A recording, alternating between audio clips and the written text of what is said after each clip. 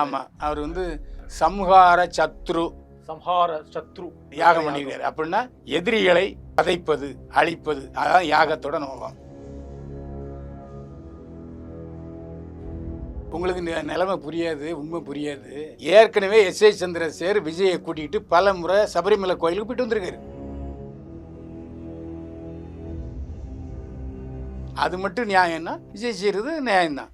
அவர் வந்து பிறப்பால வேணா அவர் கிறிஸ்தவராக இருக்கலாம், ஆனால் அவருடைய செயல்பாடுகள் எல்லாம் மத சார்பற்ற இந்துவாக இருந்தாலும் ஓகே, கிறிஸ்தவராக இருந்தாலும் ஓகே, இஸ்லாமியாக இருந்தாலும் ஓகேன்னு தான் அவருடைய செயல்பாடுகள் இருக்கு. தேர்தலுக்கு முன்றைய காலத்திலேயே அவர் எம்ஜிஆர் தன்னுடைய வழிகாட்டியாக தான் எடுத்துக்கிட்டார். ஜனநாயகம் படத்தை பார்த்தீங்கன்னா அதில் வந்து சவுக்கு எடுத்து எம்ஜிஆர் பாட்டை போட்டு தான், ஏண்டா உங்களை வந்து சேவை செய்ய வந்தீங்கன்னா துட்டு அடிக்க வந்தீங்களா, அவ்வளோ விஷயங்களை சவுக்கு வச்சு அடிக்கிறார். இப்போதைக்கு அவர் எம்ஜிஆர் ரசிகளை தன்னிடம் வைத்துக் கொள்வதற்காக என்னென்ன செயல்பாடுகள் உண்டோ அதை பூரா செஞ்சுக்கிட்டு இருக்காரு விஜய். இடையில ஒரு 8 வருஷம் த்ரிஷா கூட நடிக்கலை விஜய். ஃபுல்லாக போதை போட்டுக்கிட்டு விஜய் பங்களா ஏற்றா போய் மண்ணெல்லாம் போட்டு தூத்திட்டு வந்த பொண்ணு தான் த்ரிஷா கடந்த காலங்கள். அப்புறம் என்ன கொடுங்க, அதெல்லாம் பழைய கதை. மக்களுடைய பிரதிபலிப்பை சொல்ல தவறிவிட்டது ஊடகங்கள். டிவி, யூடியூப் எவனும் மக்களுடைய எண்ணங்களை பிரதிபலிக்கலை. நான் ஏன் போய் அவங்களுக்கு பேட்டி கொடுக்கணும் சொல்றாருங்க அவரு. இதான் உண்மை. 2028 30 31 விஜய் தன்னுடைய கட்சியை ஸ்ட்ராங் பண்ணிக்கிட்டு அரசியல் அறிவை அதிகப்படுத்திக்கிட்டு வர்றதுக்கு வாய்ப்பு உண்டு.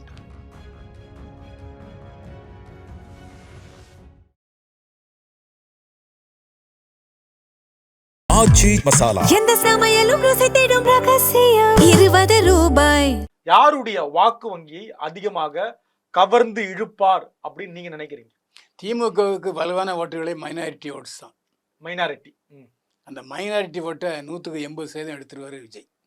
சரி, கிறிஸ்தவ ஓட்டுகளும் அவருக்கு தான், இஸ்லாமிய ஓட்டுகளும் அவர் தான். ரெண்டாவது, அவர் திமுகவை தீய சக்தின்னு சொல்லி திமுகவுக்கு வர வேண்டிய பெரும்பாலான ஓட்டுகளை அவர் கவலையரம் பண்ணிடுவார். அதனால் விஜயுடைய வரவு திமுகவுக்கு தான் 80% நட்டமாக இருக்கும், பாதிப்பாக இருக்கும். அதில் எந்த சந்தேகம் இல்லை. விஜய் தீய சக்தி திமுக அப்படின்னு சொல்றத மக்கள் ஏற்பார்களா? விஜய் சொல்றதை ஏற்பார்களா? கண்டிப்பாக ஏற்பாங்க. ஏற்றதனுடைய விளைவு தான் அவருக்கு இவ்வளோ கூட்டம், இவ்வளோ ஓட்டு பதிவு. நீங்க ஓட்டு பதிவு என்பது 85% ஓட்டு பதிவாயிருக்கு அப்படின்னு சொல்றீங்களா? அந்த ஒப்பீடல் சொல்றீங்க, அப்படி புரிஞ்சுக்கலாமா? ஆமாம், கிட்டத்தட்ட. இதையெல்லாம் தாண்டி குறிப்பா தாவேகா தலைவர் விஜய்க்கு வாக்கு இளைஞர்கள் அதிகமா போடுறதா சொல்றாங்களா? அது உண்மையா? ஆமா, இளைஞர்கள் புதியவர்கள் ஓட்டு அதிகமா இருக்கு. அது இல்லாம மூத்த வாக்காளர்கள்ட்ட எப்படின்னா, திமுக ஆட்சி போதுங்க, சும்மா சனாதனம் அப்படின்னு சொல்லி இந்துக்களுடைய எதிர்ப்பு ஓட்டு. அதே மாதிரி எந்த விதத்திலையும் திமுக மக்களுக்கு நன்மை செய்யவே இல்லை. அதாவது சும்மா விளம்பரத்திலே 3000 போட்டேன் 5000 போட்டேன்னு உருட்டிலே வேலை பண்ணிட்டு இருக்காங்களே தவிர அவன் உருப்படியா என்ன திட்டம் செஞ்சாங்க? அப்படி திமுக எதுவுமே செய்யலைன்றது உண்மையாகவே இருந்தாலும் கூட அந்த வாக்குத்துல எடப்பாடி பழனிசாமிக்கு தானே போகணும். அவர் தானே பிரதான எதிர்கட்சி. ஆமா, நிச்சயமா விஜய் வந்து 2வது இடத்துக்கு வருவார், எடப்பாடி முதல் இடத்துக்கு வருவார். ஓ, அப்ப 2வது இடம் விஜய் தான். ஆமா. இப்ப தேர்தலாம் முடிந்த பிறகு விஜய் கோவில் போயிருக்கார், திருச்செந்தூர் கோவிலுக்கு. இவர் ஜோசப் விஜய் திருச்செந்தூர் கோவில், இந்த டிரான்ஸ்ஃபர்மேஷன் எப்படி பார்க்க? உங்களுக்கு நிலைமை புரியாது, உண்மை புரியாது. ஏற்கனவே எஸ்.ஏ. சந்திரசேகர் விஜயை கூட்டிகிட்டு பல முறை சபரிமலை கோயிலுக்கு போயிட்டு வந்திருக்காரு. சரி சரி. அது மட்டும் இல்லை, என் பையன் வந்து எந்தவித மதமும் சாராதவன் சொல்லி அப்போவே சர்டிஃபிகேட் வாங்கியிருக்கேன்னு எஸ்.ஏ. சந்திரசேகர் சொல்கிறார். சொல்லியிருக்காரு, வாயளவில் சொல்லியிருக்கிறாரு. அதேமாதிரி அவரும் தேர்தலின் போது சர்ச்சில் போய் முழங்கால் போட்டு ப்ரே பண்ணார். ஆமாம், அதில் எந்த இதுவும் இல்லை. அவரை பொறுத்த வரைக்கும் இப்போது நீங்கள் விஜய் இவ்வளோ தூரம் குற்றம் சாட்டுறீங்கல்ல, இப்போ திமுக காரங்க நாங்கள் லுங்கி கட்டாத முஸ்லீம்னு கருணாநிதியே சொன்னார். ஒவ்வொரு ரமலத்துக்கும் போய் நோம்பு கஞ்சிலாம் குடித்தாங்க. ஆனால் இந்துக்கள் தமிழ் புத்தாண்டுக்கு வாழ்த்து சொல்ல மாட்டாங்க, பொங்கலுக்கு வாழ்த்து சொல்ல மாட்டாங்க, தீபாவளிக்கு வாழ்த்து சொல்ல மாட்டாங்க. இந்து எருப்பத்தானே அவங்க சனாதனம்னு சொல்கிறாங்க. கிறிஸ்தவங்களுக்கு கிறிஸ்துவ வாழ்த்து தெரிவிக்கிறார் இல்லையா? அப்போ அது மட்டும் நியாயம்னா விஜய் செய்கிறது நியாயம்தான். அவர் வந்து பிறப்பால் வேணா அவர் கிறிஸ்தவராக இருக்கலாம், ஆனால் அவருடைய செயல்பாடுகள் எல்லாம் வந்து மத சார்பற்ற இந்துவாக இருந்தாலும் ஓகே, கிறிஸ்தவராக இருந்தாலும் ஓகே, இஸ்லாமியர் இருந்தாலும் ஓகேன்னு தான் அவருடைய செயல்பாடுகள் இருக்குது. இப்போ விஜயுடைய அரசியல் அப்படின்னு நம்ம தள்ளி வச்சிருவோம்யா. விஜய் திரைத்துறையை சார்ந்தவர், நீங்களும் திரைத்துறையை சார்ந்தவர்கள். நான் உங்களை கேட்குற விஜயுடைய வாழ்வியல் முறையாக இருப்பது இந்து வாழ்வியல் முறையா கிறிஸ்தவ வாழ்வு முறையா? உங்களுக்கு ஏதாவது தகவல் தெரியுமா, பார்த்துருக்கீங்களா? இல்லை, அதாவது அது இப்போ பொறுச்சியில் எம்ஜிஆர் எடுத்துங்க, அவர் வந்து இந்துவாக தான் பிறந்தார், இந்துவாக வாழ்ந்தார், மூகாம்பியை தெய்வமாக கொண்டாடினார். ஆமாம். ஆனால் படங்களில் பார்த்தீங்கன்னா இஸ்லாமியார் நடிச்சிருக்காரு, கிறிஸ்தவர் நடிச்சிருக்காரு, சிவாஜி கணேசன் அப்படித்தான். அதனால் அது ஒரு பெரிய விஷயமா நம்ம சினிமாவில். ஆமாம், வாழ்வியல்ல அவங்க வந்து எல்லா மதங்களும் ஏற்றுக்கொள்ளக்கூடியவங்க தான். ஒரு மதத்தை சார்ந்தவங்களா இருந்தாலும் செயல்பாடுகளை பொறுத்த வரைக்கும் அவங்க வந்து எல்லா மதத்தையும் ஒரே சமயங்களில் வச்சு பார்க்குறவங்க தான். இப்போ திரு எம்ஜிஆர் அவர்களை வந்து பொன்மன செம்மல் அப்படின்றோம், நம்ம மக்கள் திலகம் அப்படின்றோம், ஏழைகளின் இதய தெய்வம் அப்படின்னு வந்து எம்ஜிஆர் நம்ம போற்றி புகழ்றோம். திரு எம்ஜிஆருடைய பாணியை வந்து விஜய் கடைப்பிடிக்கிறார் அப்படின்னு புரிஞ்சுக்கலாமா இதன் மூலியமாக? இல்லை, அவர் ஏற்கனவே அவர் வந்து இப்போ தேர்தலுக்கு முன்றைய காலத்திலேயே அவர் எம்ஜிஆர் தன்னுடைய வழிகாட்டியாக தான் எடுத்துக்கிட்டார். ஜனநாயகம் படத்தை பார்த்தீங்கன்னாலும் அதில் வந்து சவுக்கு எடுத்து எம்ஜிஆர் பாட்டை போட்டு தான், ஏண்டா உங்களை வந்து சேவை செய்ய வந்தீங்கன்னா துட்டடிக்க வந்தீங்களா, அவ்வளோ விஷயங்களும் சவுக்கு வச்சு அடிக்கிறார். ஸோ அவர் வந்து எம்ஜிஆருடைய ஃபாலோவராக ஒரு படத்துலையும் நடிச்சிருக்காரு. வேட்டைக்காரன்னு படத்துக்கும் பேர் வச்சிருக்காரு. இன்னொரு தரப்பு அந்த சாட்டை வந்து எம்ஜிஆர் கையில் இருக்கலாம், ஏன்னா அவர் எம்ஜிஆர், இவர் கையில் இருக்கலாமான்னு கேட்குறாங்க. அவ்வளோ எம்ஜிஆர் கிட்ட இருந்து சாட்டையே அவர் வாங்கியிருக்கலாம், எம்ஜிஆரும் கொடுத்துருக்கலாம். இப்போ இவர் வந்து துப்பாக்கியை சிவாஜி கொடுத்தாருல்ல விஜய், அதே மாதிரி அவர் துப்பாக்கியை கொடுக்கலாம். அது உயரம் இல்லையா? எம்ஜிஆர்ன்றது ஒரு இமயம். இல்லை, அவர் இல்லாத பட்சத்தில் அவருடைய ஃபாலோவர்ஸ்லாம் இருக்காங்க இல்லையா, அவங்கள தாஜாப்படுத்தணும், அவங்கள கன்வின்ஸ் பண்ணணுங்கிறதுக்காக அவர் எம்ஜிஆரை வைத்து பேசலாம். அதுக்கான நடவடிக்கைகளும் அவர்கிட்ட இருக்குது. நீங்கள் வந்து நான் இன்னொன்று கேட்குறேன், மனச்சான்றோட நேர்மையாக நம்ம பேசுவோம், எம்ஜிஆர் இடத்துல விஜயை வச்சு பார்க்க முடியுமாயா? ஏங்க எம்ஜிஆர் தான், அதில் எந்த சந்தேகம் இல்லை. எம்ஜிஆர் இடத்துல நம்ம வச்சு பார்க்கல, அவர் இல்லாத சூழ்நிலையில் மக்கள் என்ன செய்வாங்க, அவருடைய ஃபாலோயராக ஒருத்தர், சரி எடப்பாடியை சிலவங்க பிடிக்காதவங்க விஜயை ஃபாலோ பண்ணலாம். எம்ஜிஆருடைய முழுமையான ஃபாலோயராக எடப்பாடி இல்லாமல் இருக்கலாம். அவர் எம்ஜிஆராக ஜெயலலிதாவுன்னா ஜெயலலிதாவுடைய ஆளு தான் எடப்பாடி, அப்படி சிலர் நினச்சிக்கிட்டு இருக்காங்க. ஆனாலும் எம்ஜிஆர் உருவாக்கின இயக்கத்துக்கு பொதுச் செயலாளர் எடப்பாடியார் தானே, அப்படிலாம் பார்க்கணும். ஏங்க அப்படி பார்க்கணும்னா எம்ஜிஆர் இருந்த இயக்கம் தான் திமுக, அதுக்காக அப்படி இப்போ அண்ணா திமுக இருந்து எத்தனை பேர் பன்னீர்செல்வம் உட்பட துரோகிகள் மாறி போயிட்டாங்க. ஓகே, அதனால் அது வந்து பேச முடியாது. இப்போதைக்கு அவர் எம்ஜிஆர் ரசிகளை தன்னிடம் வைத்துக் கொள்வதற்காக என்னென்ன செயல்பாடுகள் உண்டோ அதை பூரா செஞ்சுக்கிட்டு இருக்காரு விஜய். இப்போ தைரியமாக சூழ்நி மனிதன் நானா அப்படி எம்ஜிஆர் வந்து குடியிருந்த ஒரு பாடல் ஒன்று பாடுறாரு ஒளிவிளக்கு படத்தில். அதில் வந்து மதுவை வந்து தொடவே கூடாது, மது ஒரு இழுக்கு அப்படின்றத அந்த பாடலில் ரொம்ப அற்புதமாக எடுத்து காட்டிருப்பார் எம்ஜிஆர். நீலாம் மனுஷனா மது குடிச்சிட்டு ஆடுறீன்னு. அப்படி இருந்த எம்ஜிஆர் சினிமாவில் பார்த்து கொண்டாடியவர்கள் மதுவையே கொண்டு வந்து அண்டால ஊத்து அடிக்க அப்படின்னு பாடின விஜயை வந்து பொருத்தி பார்ப்பாங்களா, அப்படி ஃபாலோ பண்ணால் கூட அவங்க ஏற்றுப்பாங்களான்னு கேட்குறேன். ஏங்க அந்த கால சூழ்நிலை வேற சார். அப்போ வந்து டிவி கிடையாது, செல்போன் கிடையாது, இவ்வளவு தொடர்பு சாதனங்கள் கிடையாது. இப்ப அப்படி இல்லை. கருத்தை கேட்குறேன், கருத்துனாலும் போய் ஏங்க எம்ஜிஆரே ஒரு தடவை மதுவிலக்கால பாதிக்கப்பட்டாரு, உங்களுக்கு தெரியுமா? அதாவது குடிச்சா 6 மாதம் ஜெயிலினாரு. அப்போ எம்ஜிஆர் தோத்தாரு. ஸோ அவருக்கே அடி விழுந்தது. ஏன்னா இது வந்து ஒரு நேஷனல் ஹேபிட் ஆகிப்போச்சு. செத்தாலும் குடிக்கிறான், இருந்தாலும் குடிக்கிறான், நல்லதும் குடிக்கிறான், கெட்டதும் குடிக்கிறான், சோகத்தும் குடிக்கிறான், சந்தோஷம் குடிக்கிறான், அப்படி ஒரு ஆகிப்போச்சு.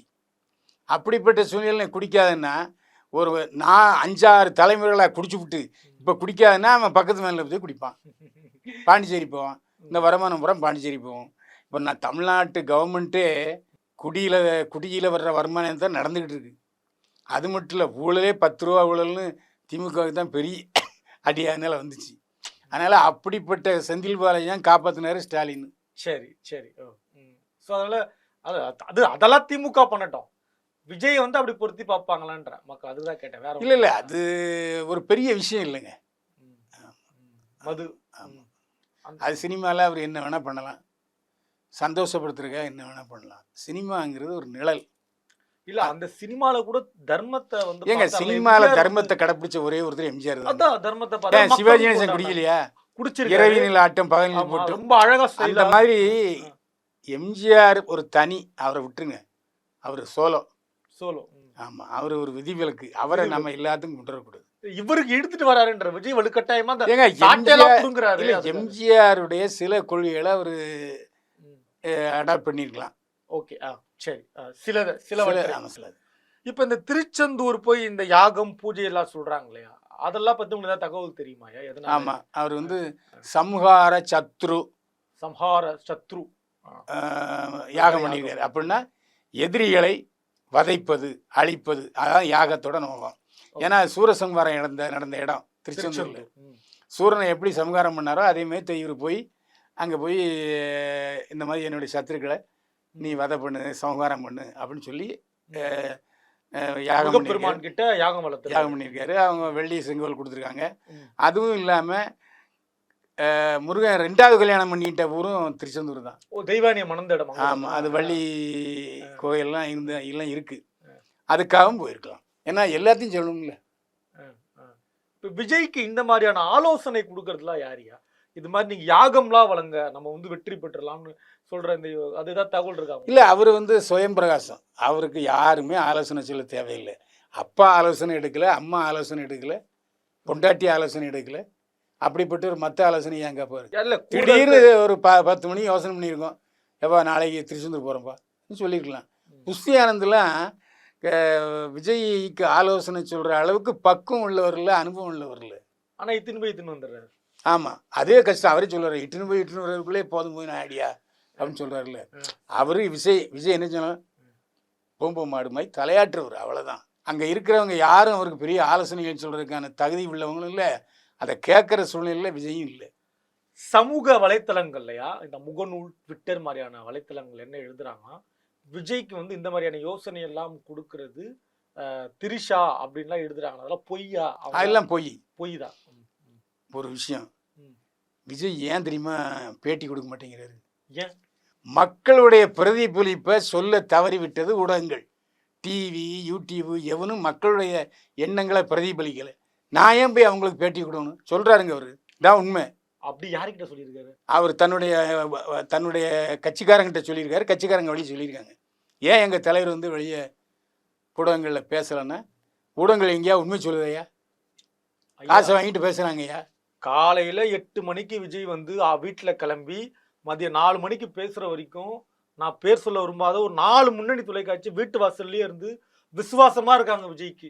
ஏங்க அது வந்து விசுவாசம் அல்ல, விசுவாசம் அல்ல. இப்படி ஊடக விஜயை போட்டா, விஜய் செய்திகளை வெளியிட்டா வியூஸ் அதிகமாக இருக்குங்கிற ஒரே காரணம் தானே தவிர மற்றபடி அது ஒரு சுயநலம். இவங்க உண்மையை சொல்கிறாங்களா? திமுக சேர அழிச்சாட்டிங்களை ஏதாவது சொல்கிறாங்களா? ஏங்க தேர்தலுக்கு முந்தின நாள் வந்து 5000 ரூபா எல்லோரும் கணக்கிலையும் போட்டாங்கன்னு சன் டிவியில் சொன்னாங்க. அதை எங்கேயாவது பிரபலப்படுத்துனாங்களா? ஏன் நோ நீடு அப்படின்னு சொன்னார்.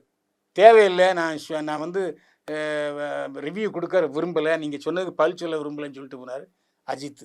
உடனே மாற்றம் தேவையில்லைன்னு சொல்லி சன் டிவியில் பெருசாக போட்டாங்க. அதை எல்லா ஊடகங்களும் டிவிக்கள் யூடியூப்பில் போட்டாங்க. அது எவ்வளோ பெரிய தப்பு. ரொம்ப நியாயமாக கேட்குறேன். ஊடகம் என்ன நடந்திருக்கோ அதை சொல்லலை அப்படின்னே வச்சுப்போம். நீங்களே ஊடகத்தில் வந்து நம்ம பேசுகிறோம், அதை அப்படியே பதிவு பண்ணி நம்ம போடுறோம். நம்ம 1க்கு 2 கட் பண்ணிலாம் போட போகிறது இல்லை. இல்லை அது உண்டு, அது உண்டு. இப்போ நான் சொல்லலாம் தமிழில் வைக்கிறீங்க சில, ஏன்னா அது வந்து பார்வையாளரை உள்ள இழுக்கிறதுக்காக உள்ள தந்திரம். அதை நான் வந்து உங்கள் உரிமையை நான் வந்து நீங்க பேசுனதை நம்ம கட் பண்ணி திருச்சி போட போறது கிடையாதுயா. இல்ல விஜய் அவர்களுக்கு விஜய் அவர்களுக்கு நீங்க உங்களை நாட்டுல ஆலோசனை சொல்லலாம் இல்லையா? உங்க கருத்தை சொல்லுங்க தலைவா, அது மக்கள்கிட்ட கொண்டு போய் அப்படியே நம்ம சேர்த்துருவோம் அப்படின்னு. இல்ல அப்படி பார்க்க போனா இல்ல 4வது தூணு 5வது தூணு 6வது தூணு அதெல்லாம் விட்டுருங்க. முதலமைச்சர் மு க ஸ்டாலின் இந்த வரைக்கும் எத்தனை தடவை பத்திரிகையாளர்கள் சந்திச்சிருக்காரு? கோட்டையில் செஞ்சிருக்காரா? முதல்ல 2 செஞ்சாரு, அதோட சரி. ஜெயலலிதா எத்தனை தடவை செஞ்சாரு? இல்ல அதே மாதிரி தான் விஜய். அவங்கெல்லாம் எல்லாமே பல நிறைய ஏர்போர்ட்ல அண்ணா அறிவாலயம் வாசல்ல முதலமைச்சர் பத்திரிகையாளர் சந்திச்சது நீங்க போனீங்கன்னா 1 மாதம் முன்னாடி சந்திச்சது கூட அதெல்லாம் போதும் பேசி கொடுத்து எப்படியும் பாரு, அவ்வளோதானே. வேற என்ன விளாவரியா சொல்லியிருக்காரு அப்படிம்பாரு, இல்லை இப்படிம்பாரு. ஆமாவா இல்லையா? ஒரு Yes, கேட்ட ஆமா. கேட்ட கேள்விக்கு ஏதாவது தெளிவாக பதில் சொல்லியிருக்காரா? சொல்லல அப்படின்றீங்க. சரியா, நிறைவான கேள்வி, நம்ம இதோட முடிச்சிருவோம். விஜய் 2026 மே 4க்கு பிறகு என்னவாக இருப்பார் நீங்க நினைக்கிறீங்க? எதிர்க்கட்சி தலைவராக இருப்பார், கண்டிப்பாக நடிப்பார். இதை நான் ஆரம்பத்துன்னு சொல்லிட்டு இருக்கேன், 1.5 வருஷமா சொல்லிட்டு இருக்கேன். எப்படி ஆமா. ஒரே நேரத்துல 2 குதிரையில ஓட முடியுமா? ஓடலாம். ஏன் பவன் கல்யாண் துணை முதல்வராக இருக்காரு, நடிக்கலையா? முதல்வர் அமைச்சர்கள் நடிக்கக்கூடாது, சம்பளம் வாங்கி ஒரு தொழில் பண்ணக்கூடாது. அந்த அடிப்படையில் அமைச்சர்களும் முதலமைச்சரும் நடிக்கக்கூடாது. ஏன்னா எம்ஜிஆர் முதலமைச்சராக இருந்து நடிக்கணும்னு ஆசைப்பட்டு சொல்லிகிட்டே இருந்தார்.